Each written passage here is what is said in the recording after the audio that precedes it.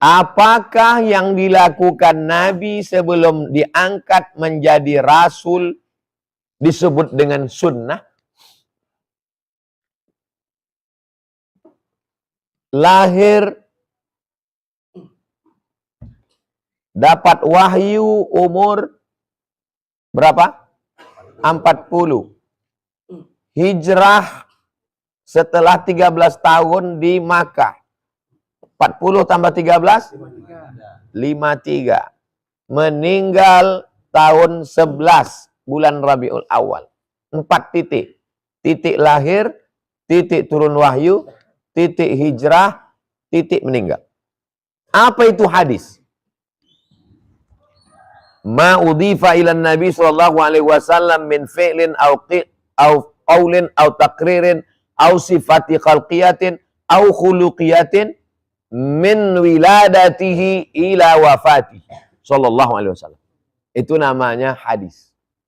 Semua yang terkait dengan Rasulullah. 5. Qaulin, ucapan. Fi'lin, perbuatan. Takririn, ketetapan. Sifati khalqiyatin, bentuk fisik tubuh. Wa khuluqiyatin, sifat bawaan, tabiat. Sejak dia lahir sampai meninggal. Itu namanya hadis. Sedangkan sunnah adalah ma'udhifa ilan Nabi sallallahu alaihi wasallam, sesuatu yang keluar dari diri Nabi. Min qaulin, ucapan, au fi'lin, perbuatan, au takririn, ketetapan. Setelah Nabi mendapat wahyu, setelah dia diangkat menjadi Rasul, umur 40 sampailah dia meninggal. Semuanya yang dalam Quran itu 22 tahun, 2 bulan, 22 hari. Selalu dibulatkan menjadi selama 23 tahun. Adapun perbuatan yang sebelum itu tidak disebut sebagai sunnah. Jelas? Itulah definisi. Tapi Pak Ustadz, di Maroko Darul Hadis, di Jakarta Darus Sunnah.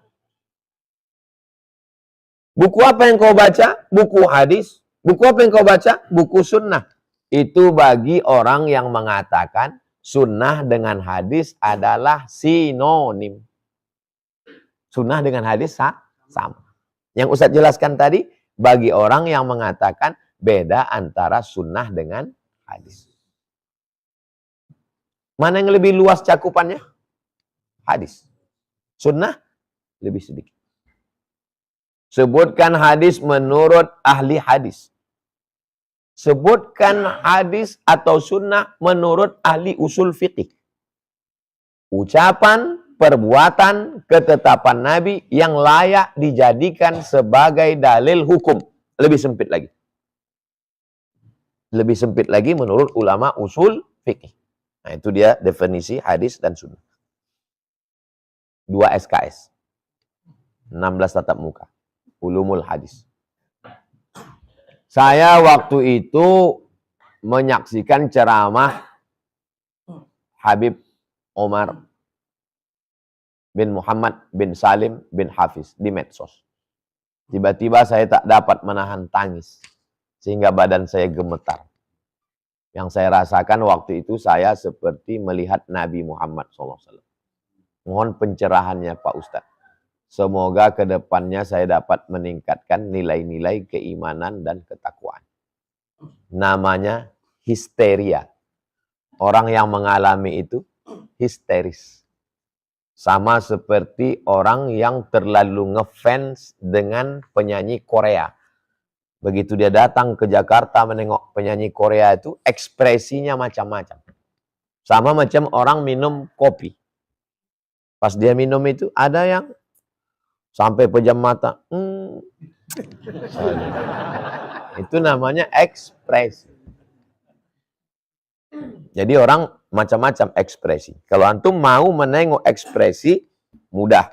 Antum kasih jenis minuman yang sama, dibuat dari teko yang sama, dibuat dengan kadar gula dan kopi yang sama, diberikan di tempat yang berbeda dengan orang yang berbeda, habis itu dibuat rekamannya.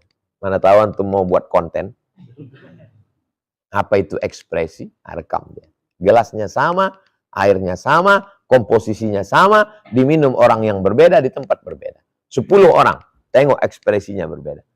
Habib Umarnya sama, orangnya sama, tapi dengan respon yang berbeda. Kenapa? Karena cinta yang ada di dalam diri itu berbeda. Antum tengok penyanyi grup Wali waktu ngomong. Dia itu orang pesantren, bisa bahasa Arab. Tapi pas mau ngomong, hilang kosakatanya. Kenapa? Karena orang kalau sudah jatuh cinta, ekspresinya macam-macam. Ada air matanya meleleh, ada dia gemetar, dia ketakutan.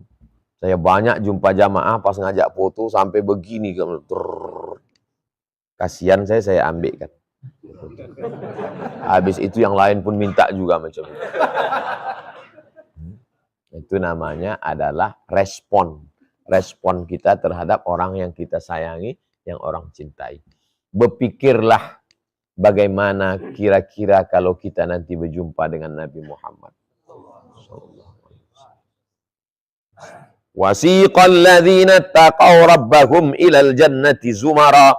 Orang yang beriman itu dibawa masuk ke dalam surga. Sampai ke dalam itu, di pintu itu apa kata penjaga surga? Salamun alaikum. Selamat kalian. Tibetum. Kalian sudah baik. Fadkhuluha khalidin. Masuklah kalian ke dalam. Lalu disampaikanlah salam dari Allah. Salamun qaulan min rabbir rahim. Saat masuk ke dalam itu, berjumpa dengan Nabi Muhammad SAW. Kira-kira apa yang Anda lakukan? Disitulah orang akan merasakan sesuatu yang sesuai dengan kadar mahabbahnya.